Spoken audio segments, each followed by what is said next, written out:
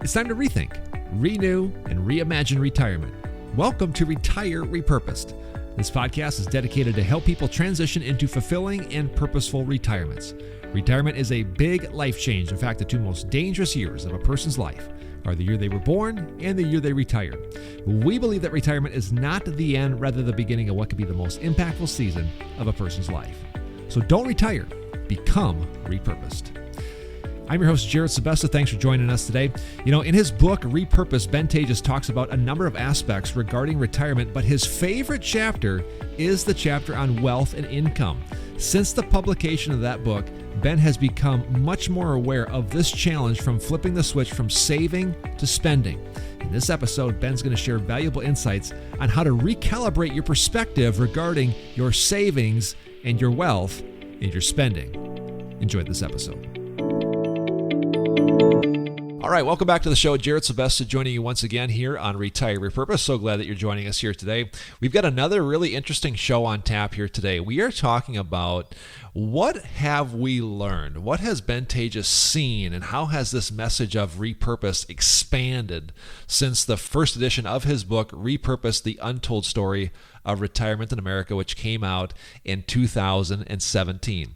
On last week's show, there was one specific thing that we talked about where he explains how he probably didn't exemplify the thought of the positive aspects of work. Ben Taatjes joins me on the show now, Ben, and I want to just spend just a little bit of time before we dive into another aspect that has expanded greatly in the last 7-8 years since your first edition, this idea of positive things coming from work. Again, society says work is bad, work should be eliminated, and once work is eliminated, that's when your life really starts to take off and everything comes to fruition just like it's supposed to. But really, there's like an alignment issue. There's something having to do with how we view work, maybe how we viewed our life and our career pre-retirement that needs to get sorted out before you actually retire.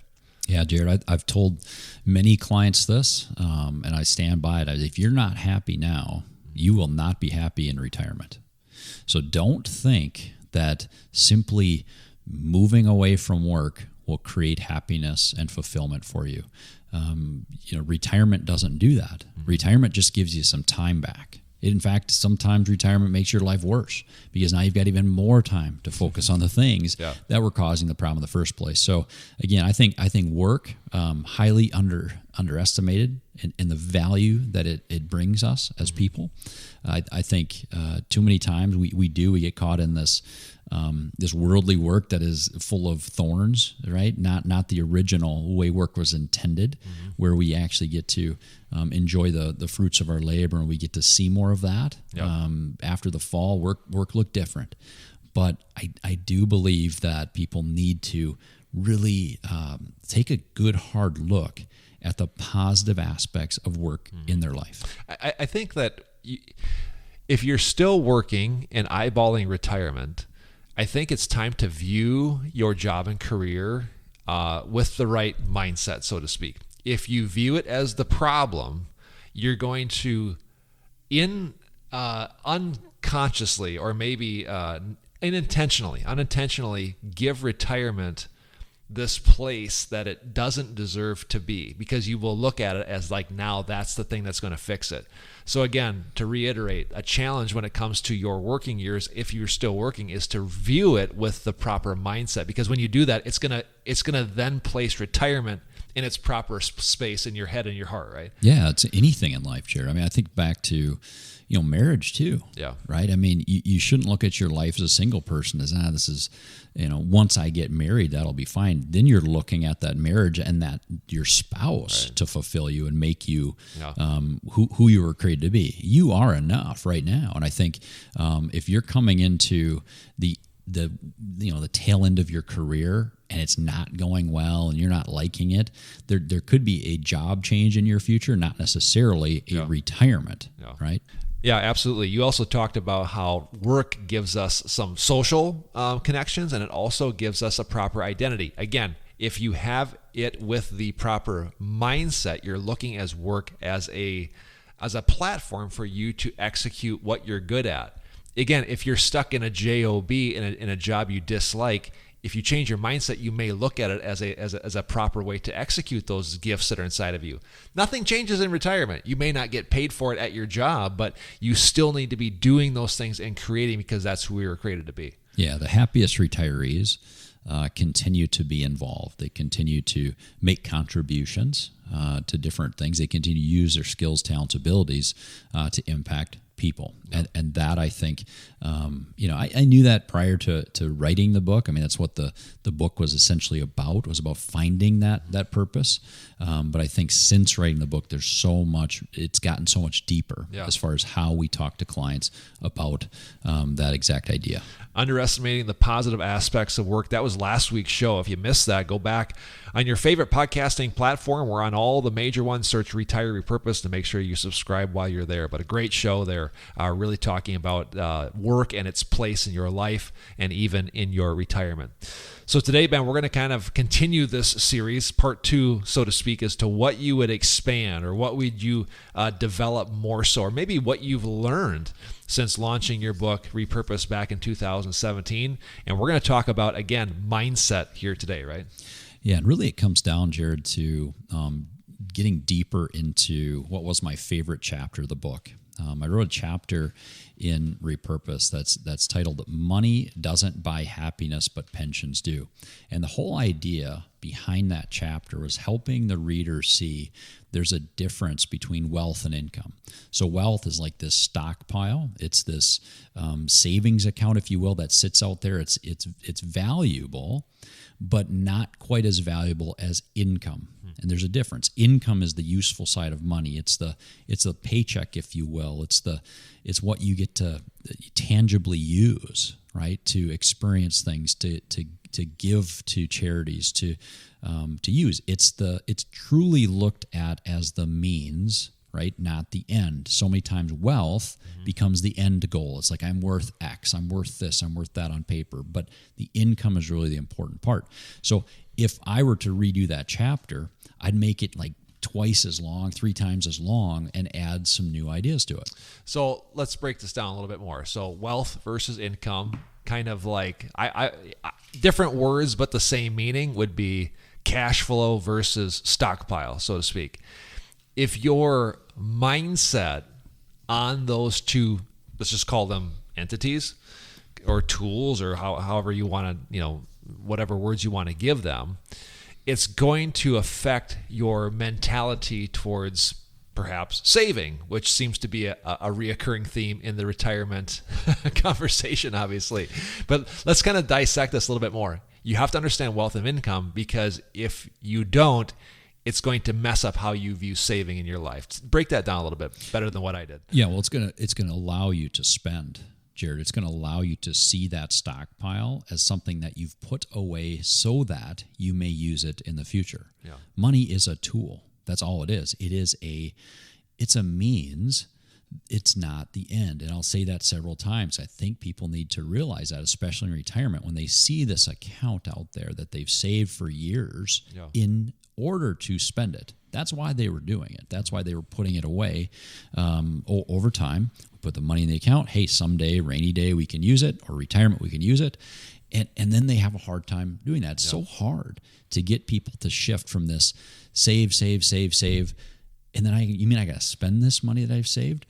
And Jared, when it comes to saving, I think people have to realize there's a big difference between saving and hoarding, right? I think the difference is entirely in why you're putting the money away, right? Yeah. So again, break that down just a little bit. So saving and hoarding, in my opinion, can look very similar on the outside, but break that down a little bit. Like, what would be some aspects or some consciousnesses or how people are thinking or heart postures as to why people would do one of the two?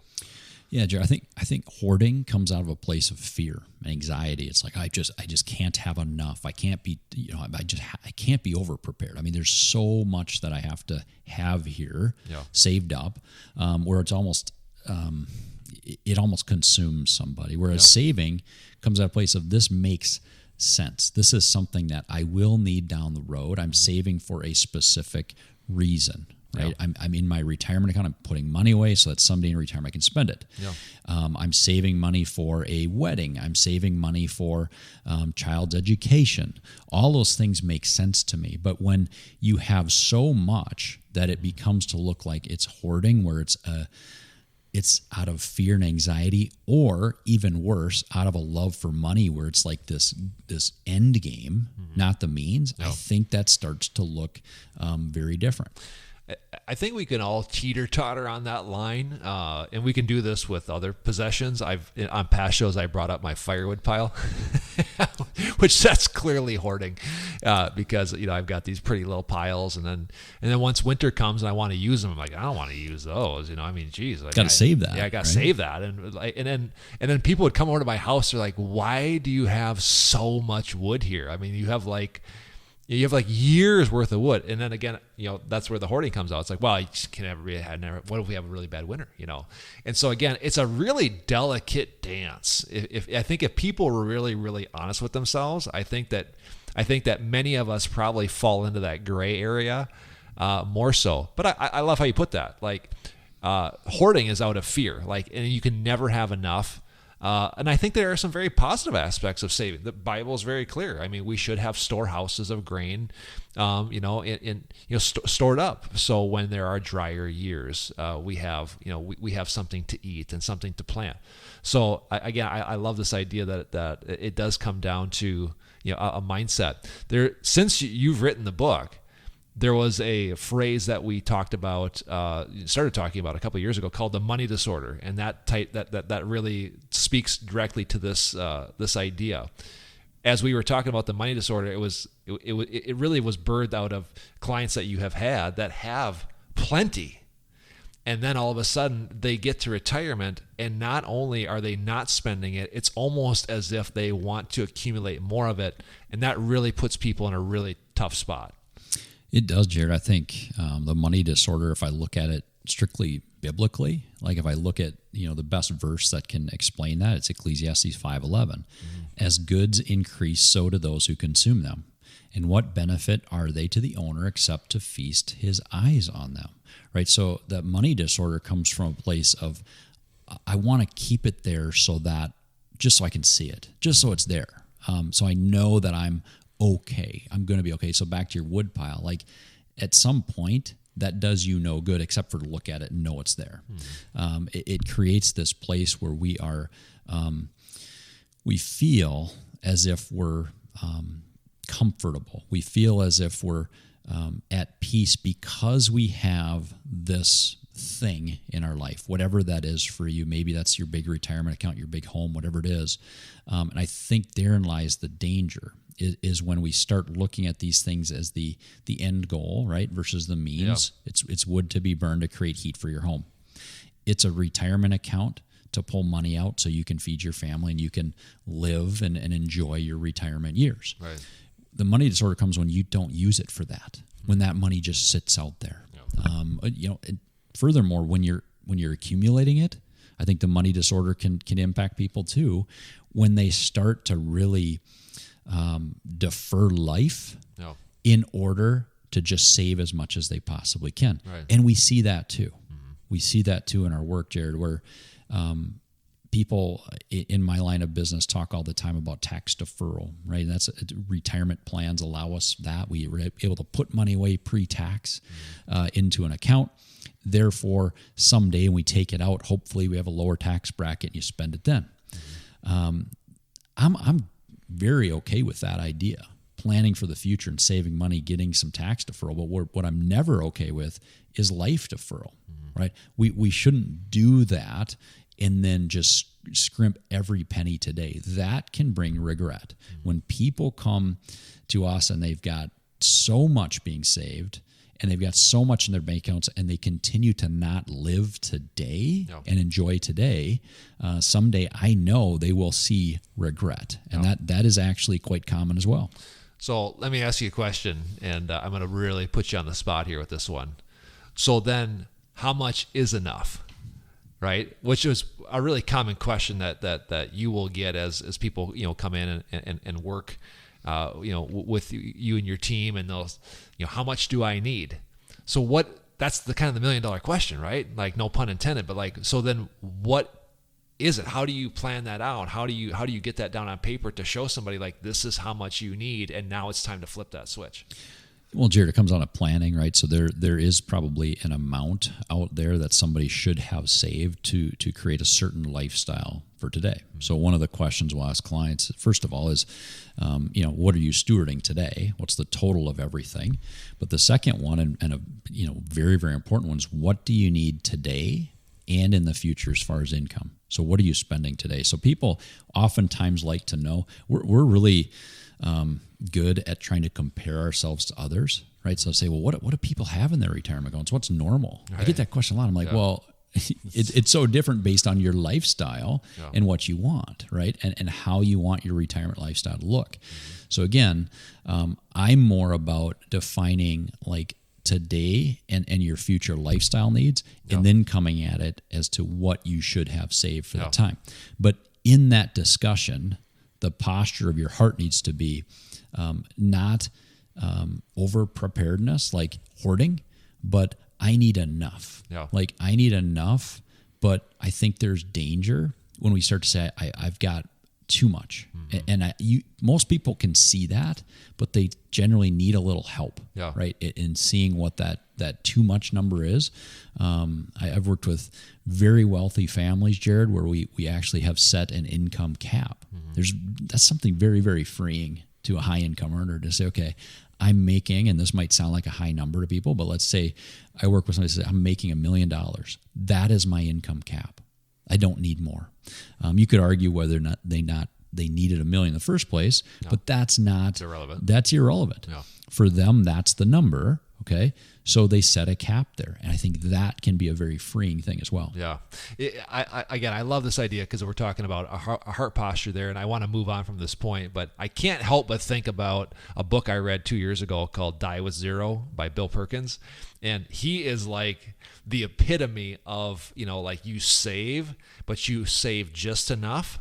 You've got your number, and once you hit that number, you start what he says deaccumulating, kind of the shark fin issue, and then you die with zero. Now, he doesn't mean that literally, but it's a mindset. That's what the book is about, a mindset of deaccumulating, living life because you saved a certain amount. I think that freaks a lot of people out if they were to be proposed with that type of plan, to be like, okay, sir, you have now saved this much. Now it's your job to spend it the rest of your life and essentially die with zero. We're not suggesting that's the plan for everybody, but I think that makes people it makes people with a money disorder really, really nervous to be proposed that type of idea. Yeah, excellent book, Jared. We had a whole series on that idea, Die with Zero. But I think if you're looking at income as the useful side of money, not necessarily wealth. If you're saying, I want a certain set income that will last until the end, and if your goal is not to pass on significant wealth to your kids, which, by the way,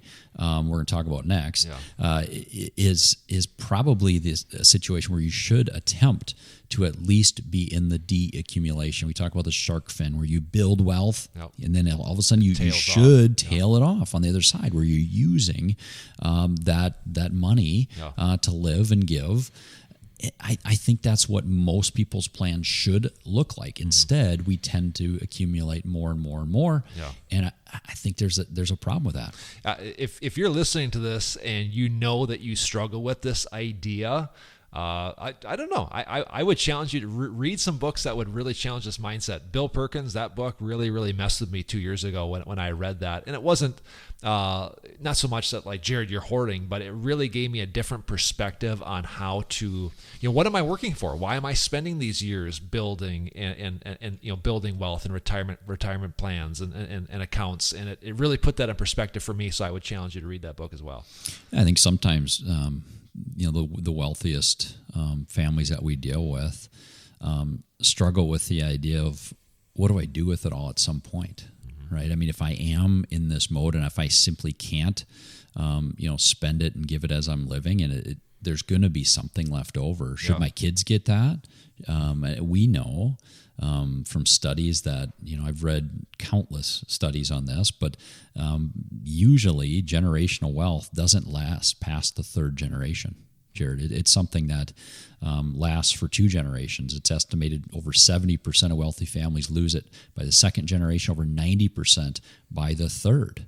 Very rarely does it go to the fourth. So I think in my next book, or the revised version, we'll talk more about the mindset of not creating a trust fund for your kids. Yes, you want them to be taken care of should something happen, but most people shouldn't live life in a way that they scrimp today with their relationships with their family so they can save more, that someday their kids can use that money. Mm-hmm.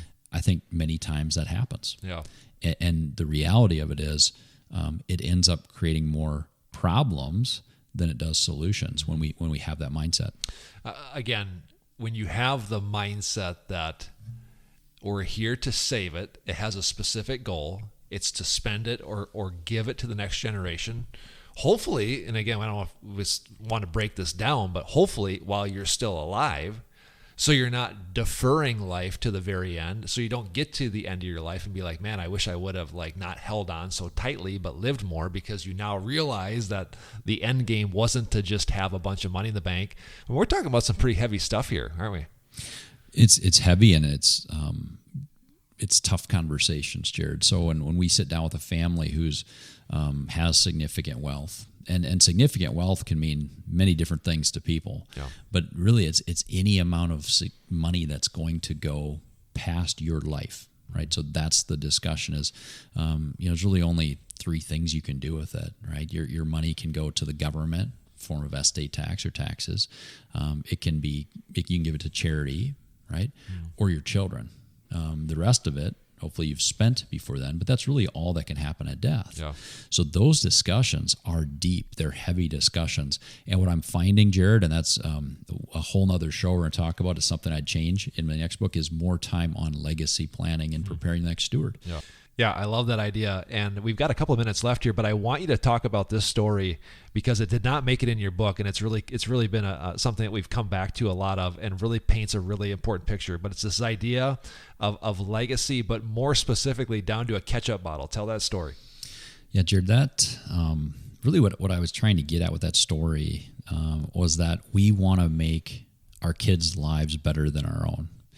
And that comes in this idea of saving for them and putting money aside for them. And many times it doesn't work that way. And why do we want that?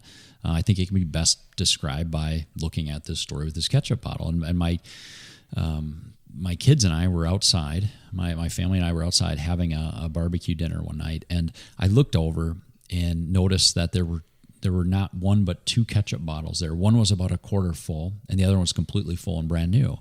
And I asked my daughter, why do you have 2? And she said, well, that one's pretty much empty. And of course, it struck me in that it's not. We have a quarter of a thing of ketchup for 4 people. It's more than enough, but they're already moving on to the next bottle of ketchup. And I thought of how my grandparents would have looked at that bottle of ketchup. They would have taken that bottle of ketchup that was a quarter full and used every last drop. And then they would have put water in it, shook it up, right? And they would have used that flavoring in some casserole or something.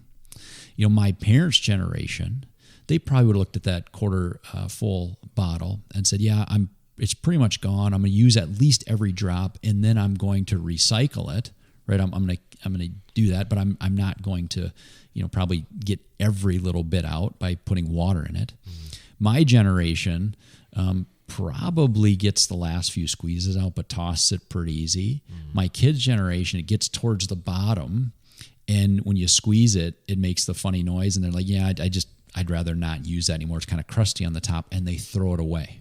So, Jared, what that showed me and what that got me thinking was that, my parents' generation is a little removed from my grandparents' generation.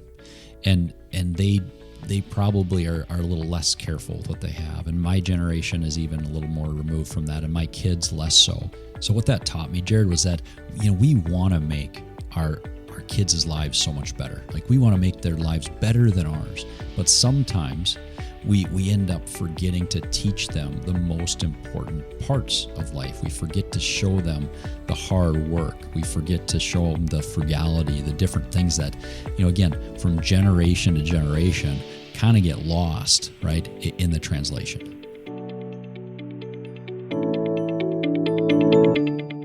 securities offered through Avantax Investment Services. Member FINRA SIPC. Investment advisory services offered through Avantax Advisory Services. Insurance services offered through an Avantax affiliated insurance agency.